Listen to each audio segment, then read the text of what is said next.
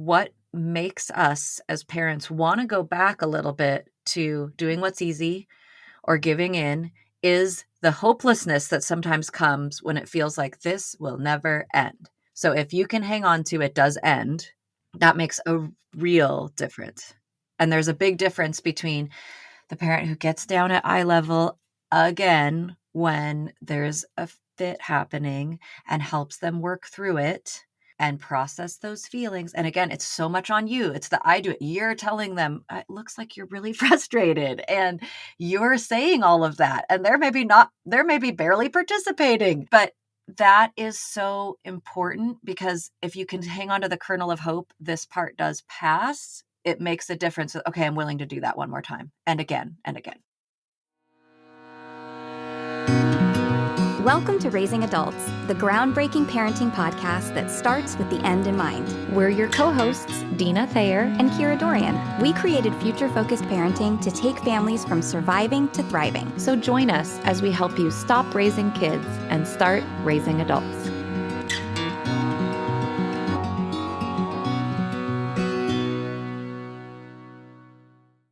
Well, hello, FFPs, and welcome back to another episode of Raising Adults. I am Kira Dorian. Dina Thayer is my co-host over there, and we are so excited to have you with us today for yet another episode of Season 5. We're going to be starting a really cool series today, and for the next 3 weeks, we're really going to be breaking down the different stages of parenting and talking about what does it mean to be a future-focused parent in each of those stages, and what are the things you should be thinking about and considering, and how does that apply, and how different they look between each phase. And really, what we're going to talk about is I do it, we do it, you do it, which we talk about all the time on the show for chores, but it applies to this too. So before we dive in, though, I'm going to say hi to my amazing co-host. Hello, Dina. How are you? Hi, Kira. I am well, thank you. Glad to be here with you in my cozy environment. She can see me now. We have our cameras on today, so that's kind of fun. But I'm like definitely up against the slanted ceiling. I look a little bit funny, like Alice in Wonderland when she's like in the house and she's way too big for it after drinking the potion. That's how I feel. That is exactly how you look. You just need a little like muffin that says "Eat me." Yeah, the teeny. There you go. Yeah, that's the only thing that's missing. It's so funny because listeners, you probably don't know this, but you know we've been recording remotely, and you know that Dina's in her coat closet and I'm in my laundry room. But we've always recorded just audio. We've never been able to see each other. We've been perfectly capable of doing it that way. It just never occurred to us to turn our cameras on. So today we're actually going to like see each other. It's almost like you're right here with me. I love it. Yes. Today it occurred to us. We're late. We're late to the party, but here we are. Look, we've been clear from the beginning that technology is not really for either of us. So not really the strength of this duo. We've got a lot of other strengths. Yeah, technology is not, things like you could turn your camera on is not one of them.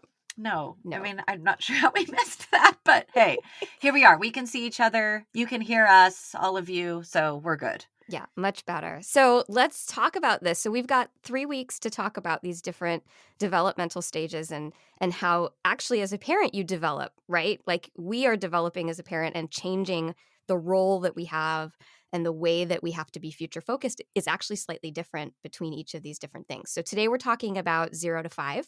So we're going to talk about babies, toddlers, preschoolers, and what does it look like to be future focused during that season of parenting, which in my humble opinion is the hardest season.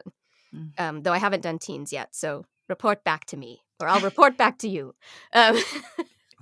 But we kind of decided that instead of having our individual whys today, we're really going to just talk about what is the future focused parenting why in this season. Mm-hmm. What's the thing we really need to be thinking about? So Dina, do you want to kind of share what we came up with?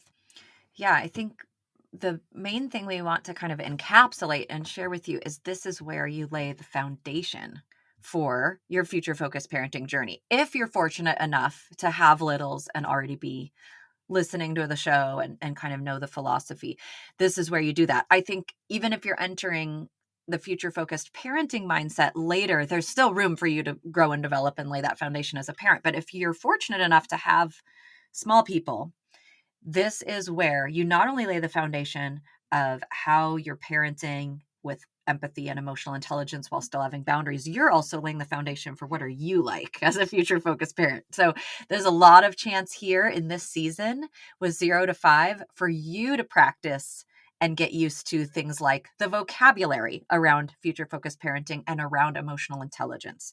Things like, how do you flex the muscles of starting to hand your children privileges coupled with responsibility and what that looks like. So this is a developmental phase, but it really does lay the foundation for those other age ranges and how you develop as a parent, I think, as well.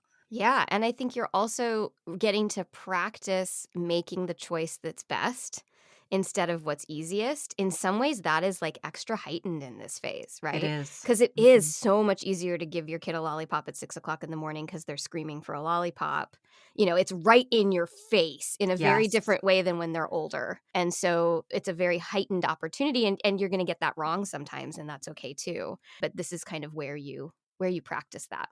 I think that's exactly right. There's something about the choosing what's expedient that is really easy to grab with youngers.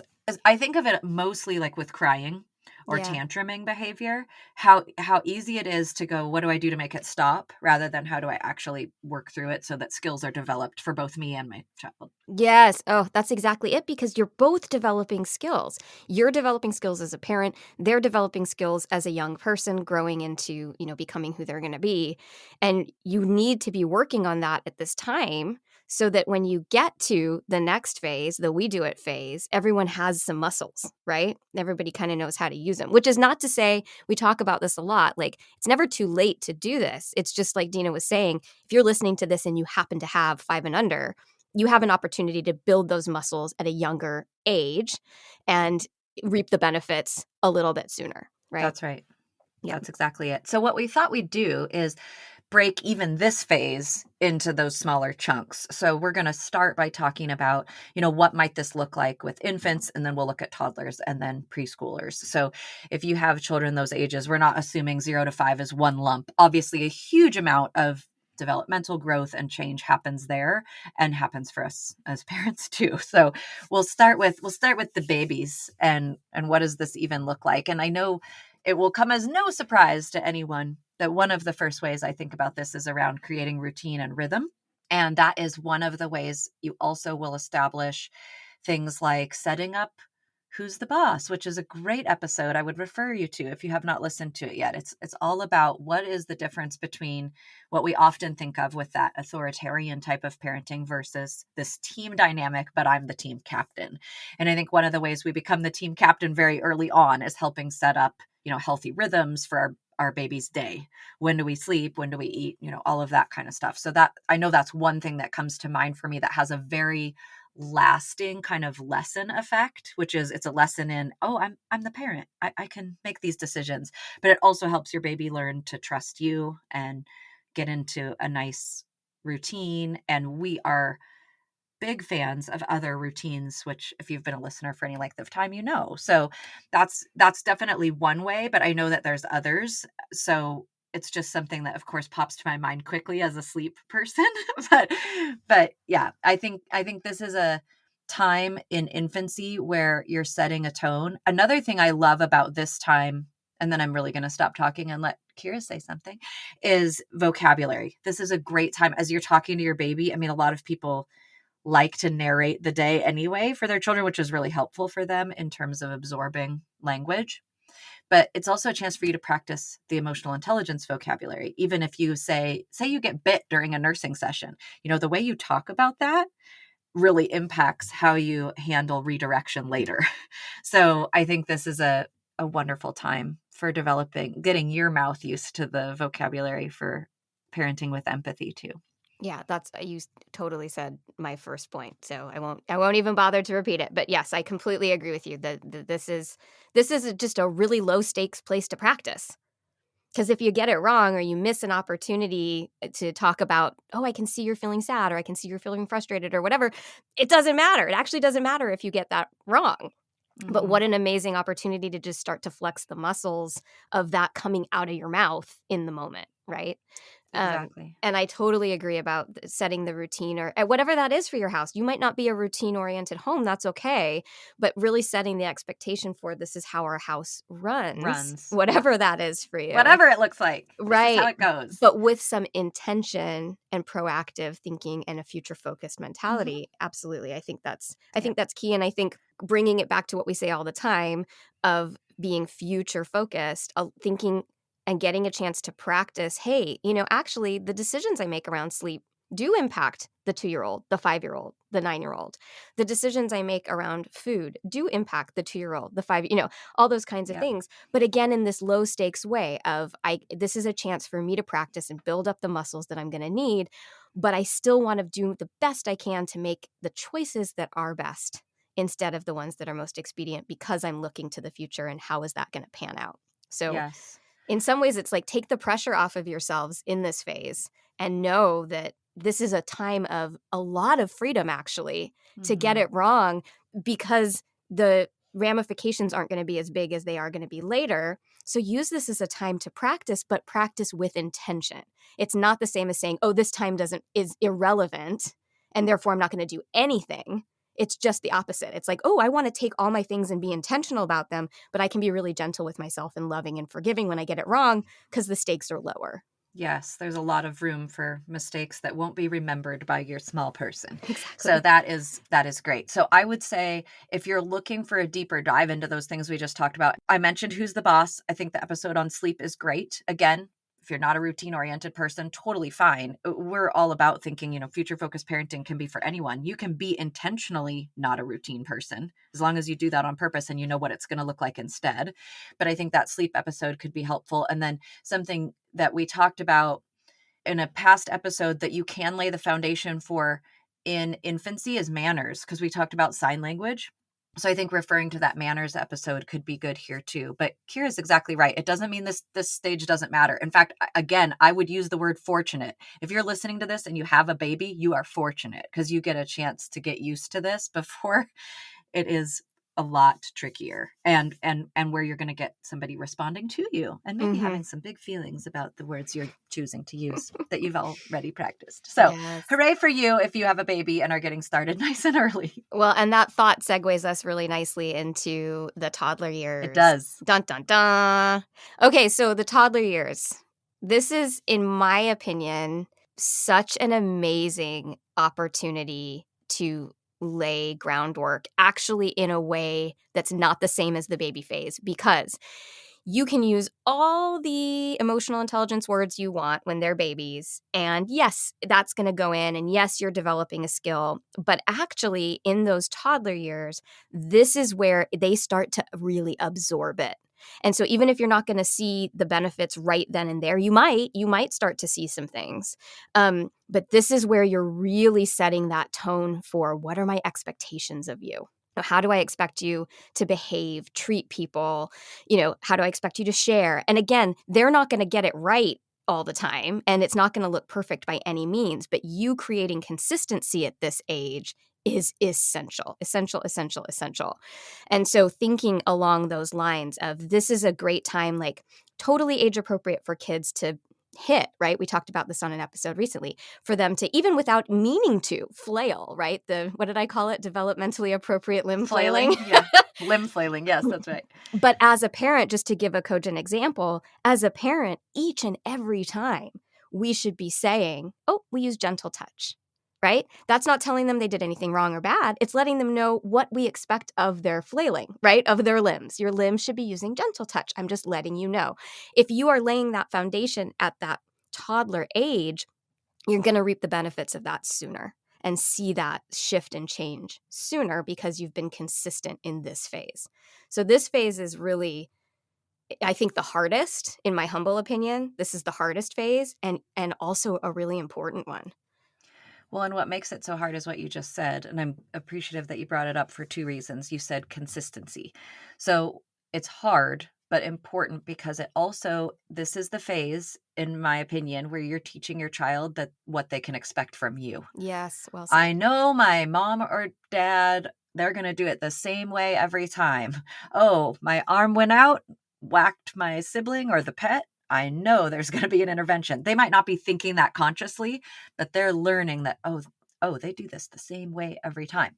Why that is hard is You that have is to do it the exhausting. same way every time. This is the broken record season of parenting. Yeah. That's what I call it. You will feel like, have I not already said that 300 times today? And I'm not exaggerating.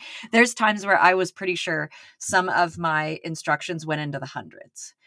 But on those specific issues, and I think hitting was a great example. Hitting is one of them. It does have to be every time.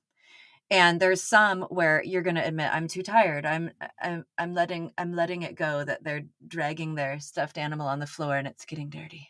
I'm letting it go. But hitting is not one of those. So that's exhausting for a parent. That's the same thing over and over and over ad nauseum. And I think that's why consistency is so important. But there's two pieces of it, right? You've got to teach your children they can trust you while acknowledging, okay, you're going to be doing the same thing a lot in this season. Well, and this is, It's hard. It's a lot. And It's a this lot. is why we've called this particular episode the I Do It episode. Because it is all on you. Your kids aren't going to show up for this yet. They will. You're going to reap all the benefits of that next week. But in next week's episode. But in this episode, this is the I do it portion of the show. I'm the one using the vocabulary. I'm the one making the choice that's hard. I'm the one, right, being consistent. Yep. It's the I do it. But the goal is to get to we do it.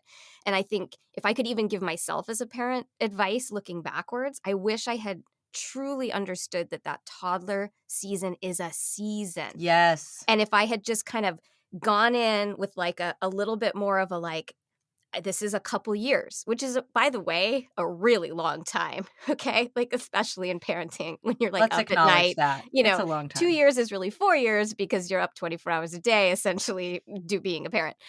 But understanding that this is just for a short period of time and I'm playing the long game, that idea of being future focused, that's the thing you hold on to in this phase. That's the thing, that's your cornerstone.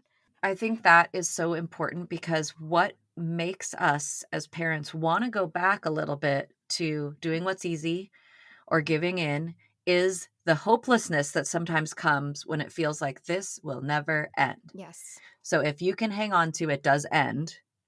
And how do you want it to end? What do you want it to look like when it ends? That's right. And there's a big difference between the parent who gets down at eye level again when there's a fit happening and helps them work through it and process those feelings. And again, it's so much on you. It's the I do it. You're telling them, it looks like you're really frustrated and you're saying all of that. And they're maybe barely participating.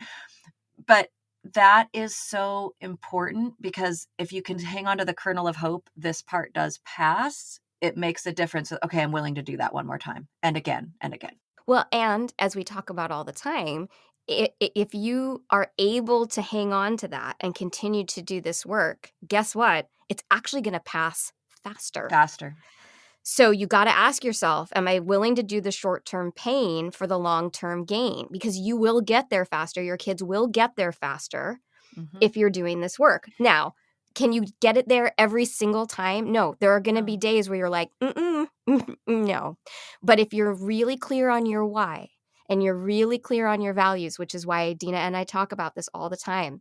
If you have not sat down and figured out your family values, if you've not figured out your overarching why, this season's a lot harder because you're not really sure why you're doing what you're doing. Yeah. And you're not attached to it.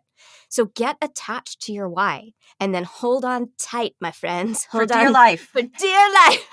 As you plunge through toddlerhood, because I promise you'll get out the other side faster if you've done that. And it will be worth it. It will be so unbelievably worth it. Yeah, I think the parents who do this and do it consistently and embrace the hard, that short-term hard, really do see the rewards faster. They're going to have that moment of like, oh, they are getting it sooner. Yes. Than well, and I think I would argue they even start to see it in this next phase that we're going to talk about. I agree. Right? So I think parents that maybe don't have an opportunity to do this or aren't, feeling capable of it or don't even know to do it, they're maybe seeing some of those benefits paying off next week's episode. But I think if you can do this earlier, you're going to start to even see the benefits in the preschool years. I think that's so true. So we should probably talk about what Let's that talk looks about like. the preschool years. Yeah, because I know this is where I started to see some of the fruit. Yeah, and you're transitioning here from I do it to we do it. Mhm. Right? This is, and I think we will find this with every episode, that at the tail end of one phase, you're really starting to feel like you're moving into To the the other next. phase, right? They And really overlap. they do. It's a definite overlap. You're gonna see some maturity in certain areas where it's like, oh, they still seem kind of back in this last phase in other areas. So that's really true. Yeah, and I think in the preschool years, we start to see them be able to move to we do it. So sometimes I'm still having to name it, Mhm. or sometimes I'm still having to redirect, or make help them make a course correction or whatever. But sometimes they're actually managing to do it themselves. And that's so rewarding. And so it also becomes, as a future focused parent, how do I lean into that and help Mhm. them recognize and feel empowered by all the ways that they are doing these things themselves, and also understand that my job, my I do it piece isn't quite over yet, Yeah. and not Yeah. expect that we're fully into we do it, because we're not. No, there's still gonna be a lot of I. And if parents are looking, I just wanted to give a couple practical ways this might look, because I do sometimes hear frustration, even from coaching clients and just families who are like, well, I'm like trying to start to hand it off, and I'm getting nothing. I'm kind of getting nothing. And it can feel like you're in that echo chamber. You're like putting things out into the ether and you're like, are any of these noodles sticking to the wall? So a couple good ways you can kind of test this that are a little bit lower stakes, instead of just encouraging them to walk through handling big feelings, or if they do have a sibling, if you're trying to let them problem solve and they're not quite ready. A couple things that are great in the preschool phase that are still laying a foundation but letting them get ready to try on the we do it. One is having them repeat after you. So you're actually still providing that vocabulary, but letting them practice it in their mouth and practice saying it. That's really great, especially for sibling problem solving. If they can practice, I'm sorry I took the toy without asking. And now you say that, like Mm-hmm, give them mm-hmm. that chance. So repeating can be really good. And another one is questions around naming the emotion, is where we used this a lot. I would maybe start, it looks like you might be feeling fill in the blank. What do you feel? And then they might actually correct me. Oh, actually, I'm not frustrated. I'm all the way to angry, Mm-hmm. but that's great for them to practice. So some gentle questions can help. So those are just two things that kind of can ease them in, so that you don't feel like, hey, I'm trying to get to we do it faster than I should and getting nothing back. This lets them kind of try it on a little bit before moving into that phase we're going to talk more about next week. Yeah, and I think this is really the age where, when we think about the funnel that we talk about, where we're increasing responsibility and freedom, preschool is that age where you can really start to do that, Yes. right? You can go, hey, you're actually perfectly capable of doing X, Y, or Z. You could clear your Yes. dishes or make your bed or whatever it is. And guess what? I'm going to give you that little bit more freedom. And they start to begin that process that we talk about all the time. And that's a good point. This is a great time for things like starting chores. Mm-hmm. So then you can start tying some of that responsibility of privilege. If you haven't listened to the chores episode, that's a great one as well. And I think, though, even in this phase we're talking about today, some of this can start all the way back in infancy. 1-year-olds can start to, can you bring me the white shirt, while you're sorting laundry? Or can you bring 2 socks? I mean, now they're also learning colors and numbers. So that's like a win-win, right? You're starting to like get the idea of helping with household responsibilities, but they're learning at the same time. So this would be this 0 to 5 is a great time to lay those foundations. And the preschool years are where they can actually have things they're fully responsible for, where you're not giving the instruction in the moment, can you bring me the toy, that kind of thing. But I would argue you can start that very early in this phase. Oh, absolutely. And I think the preschool, it's like you almost start to see puzzle pieces come together in those preschool years, right? Like, okay, everything I've been doing back here is now coming toward this thing of, they're now going to school a little bit, and they're starting to assert a little, their independence and all of that. And we can start this dynamic that we talk about all the time of, increasing responsibility and privileges. I do want to say one thing about, I can't remember if we've talked about this on the show before or not, and even if we have, it bears repeating. Let's talk about the word redirection, because that is a really common word that I hear a lot at this age, especially the preschool, toddler preschool. Like, oh, don't discipline, redirect. Don't Oh, discipline, goodness. redirect. And don't So, you think it's a bit like resilience, where I think people mean one thing and we actually would probably say something else yes. entirely? Well, I think Yes. what I think most people think of for redirection is distraction. Yeah, and that's And not that's it. not what we mean when we say Nope. redirection. So, redirection for us is actually about we're seeing maybe a behavior or a choice that we don't think is okay. And we are going to coach them and redirect them to here are the healthy, positive ways that you can express that feeling, that That's you can, exactly it. right? So, we are redirecting them toward the appropriate choice, not here's a shiny thing, I'm going to Yeah, distract you and you've learned nothing. So I just think that's a really important distinction that it is so at this huge. age we hear, much like resilience. I'm so glad you said that. We hear this misused all the time. Mhm. And so it was And it important to say. happens, I think, the most in this phase because Yes. with a toddler, you think, oh, if I just put the toy in front of them, they'll forget that they're trying to steal this toy over here instead of getting down, walking through how we share, all that. I mean, that is more work. Again, this is the I do it phase for the parent. Like, we're not glossing over that. It's hard. But that is very different than I just got your mind off of that. You actually didn't learn anything. Hmm. That's very different. So this is actual redirection. I wish you could have seen Kira's hands because as she was describing it, her hands were literally like turning the corner, like making a course correction over here. It was like there was a bend in the river. It was the river bend.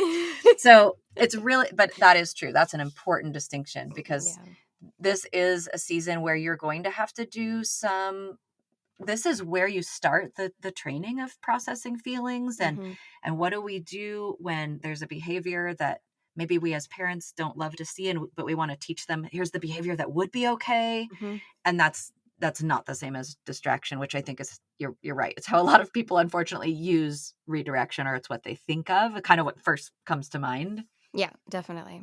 Yeah. So before we wrap up, should we give listeners a little preview of like, here's what you can look forward to though for the We Do It portion of the show, which is coming for you next week? Because next week we're going to talk Yes. about 5 to 10. So we're doing 0 to 5 today and then 5 to 10 next week, those elementary years. So what is joyful coming for the, because we've really said this is the hard part, guys. Here's one of my favorite things that's coming for you. The ability to say, I think you have all the tools you need to handle that. Yes. Why don't you go give it a try? Now, I it love doesn't that. mean you don't add. If you get stuck, please come and get me. You got to still be available because we're moving into the We Do It. It's collaborative, but getting to start with, I think you have what you need to give this a try by yourself first, at least letting them try on that stuff. And that is joyous because also the times they don't have to come back and get you, they did work through that big feeling or they did go and problem solve with their sibling and they didn't reappear. Oh, Cue the choir. yeah. Totally. Oh, I So completely that's one that agree. I think of. What about you? Yeah. I think the thing that was one for me, and then the other thing that comes to mind is what's beautiful about the 5 to 10 and the We Do It is if you have been fortunate enough to lay a groundwork in this early phase, you start to be able to have really good conversations with your kids and be a part of their problem solving really easily because they can communicate with you. Here's what's going on for me. Here's what happened. You can ask questions. They can engage with it. Like you've laid a foundation for that collaborative processing. And then you start to see that. And as a parent, for me, I felt really empowered. Like I really helped my child figure something out in that moment. So there's something, if their brain development and their ability at that age to then take everything that they've learned and apply it to a conversation with you that I just found to be so rewarding. Well, and thank you for that because that goes to what I was saying earlier that happens in this phase if you're fortunate enough to be here. And that is you get to those kind of conversations because they've learned to trust how you're Yes. going to respond to things and they know what they can expect from you. And Yep. then that feels really safe. So Exactly. that is beautiful. Yay. So that's That's a coming sneak for you. preview. So It's coming. if you're listening to this and you've got littles 5 and under, guess what? The next phase, it's nicer than this one, in my opinion.